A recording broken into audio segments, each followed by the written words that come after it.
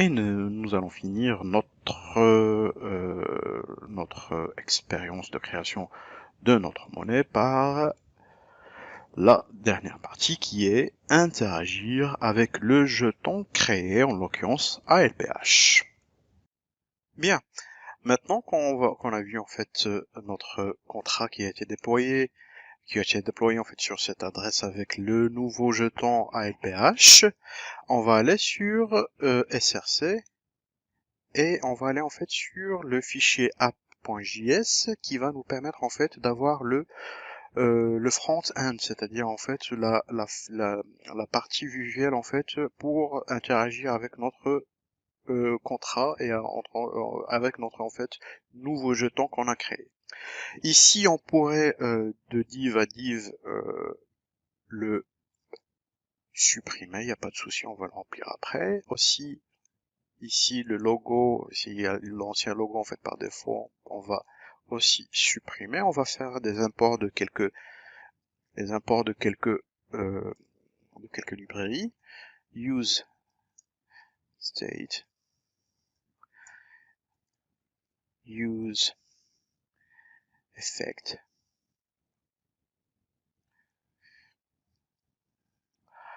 up, from React. On va utiliser du React. Hop. On va importer aussi une autre librairie, Ethers.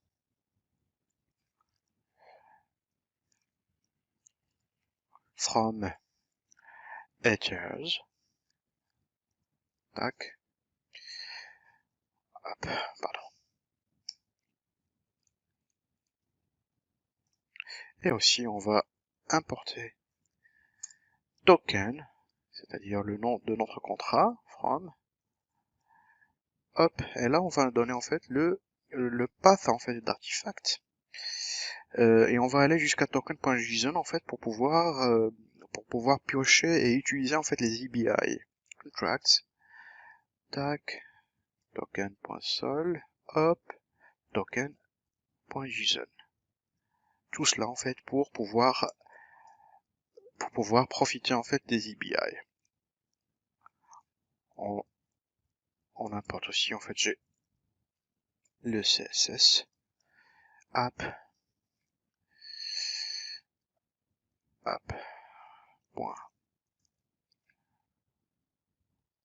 CSS. Bien, très bien. On va, après l'import des librairies, on va avoir besoin d'une constante en fait, const. Token, on va l'appeler token address, qui est égal à quoi? Pardon. Qui est égal à l'adresse en fait de notre contrat intelligent sur lequel nous avons déployé. Celui-là. Très bien. Bien. Donc pour l'app.js et pour ne pas vous faire perdre beaucoup plus de temps, je vais vous mettre en fait le code qui a été utilisé sur l'app.js qui va nous permettre d'avoir en fait l'interface front pour notre application pour pouvoir visualiser un petit peu qu'est-ce qu'il y a combien de tokens nous avons ainsi que des informations. Donc nous avons comme j'ai dit après la définition de token adresse de l'adresse de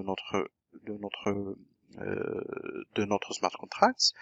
Nous avons créé un constant balance, set balance, use state avec use effect, get balance. Cette partie-là du code va nous renvoyer en fait combien nous avons d'ALPH avec une fonction asynchrone qui s'appelle getBalance qui est utilisée ici.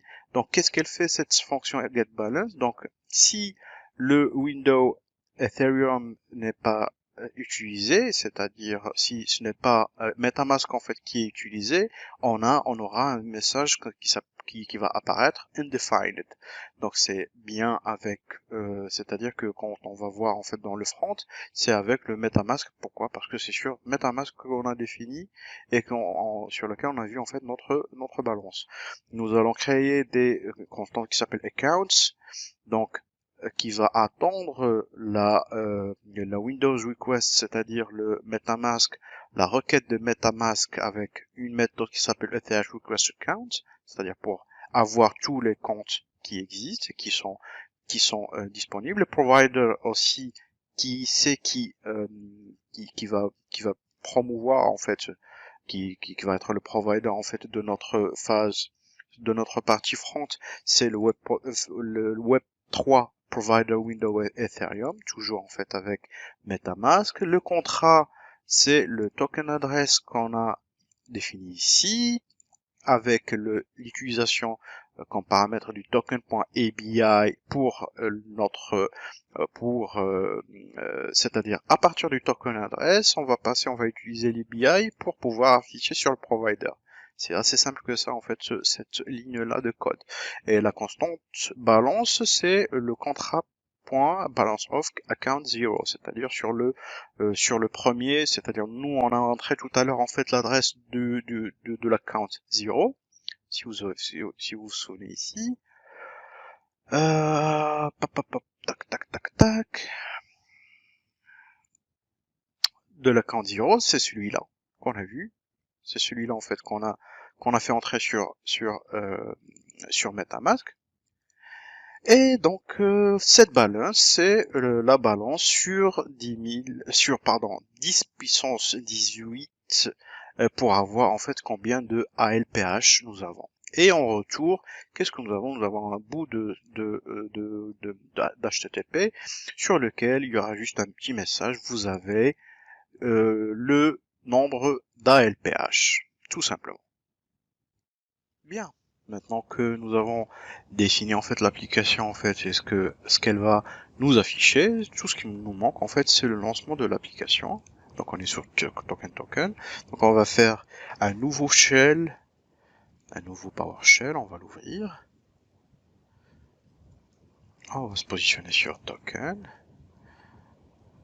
Tac.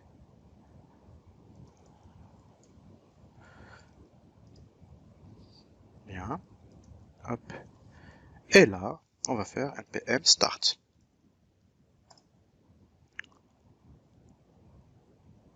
Et là, on va voir ça sur une fenêtre localhost, normalement sur le port 3000.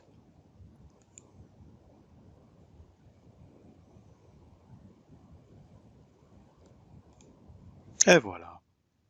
Nous avons eu le code, en fait, après le npmx, le npm start, et le webpack en fait l'application elle a été buildée sur le localhost localhost en fait port 3000 on your network le 172.28.160.1 et donc là il a ouvert automatiquement en fait la fenêtre qui montre la petite phrase vous avez 1 million d'ALPH. Il peut y avoir en fait, si vous ne voyez pas le 1 million en fait qui apparaît, en fait, il faudra se connecter à un MetaMask en fait pour permettre le React App de se connecter au compte dans lequel se trouve le token qui a été défini. C'est-à-dire il faudra se connecter à un autre smart contract qu'on a défini en fait sur MetaMask qui montre bien que nous avons 1 million d'APH et là ça s'affiche ici. Très bien. Maintenant qu'on a vu cette belle expérience, en fait, ce beau test de création de notre propre token, je vous donne un petit peu, je vous montre un petit peu la structure de ce qu'on vient de faire, c'est-à-dire la structure d'une application typique pour Ethereum, c'est-à-dire la création d'une crypto-monnaie qui s'adosse en fait au contrat intelligent présenté par Ethereum. Là, c'est une autre façon aussi en fait de faire de créer cette application front-end.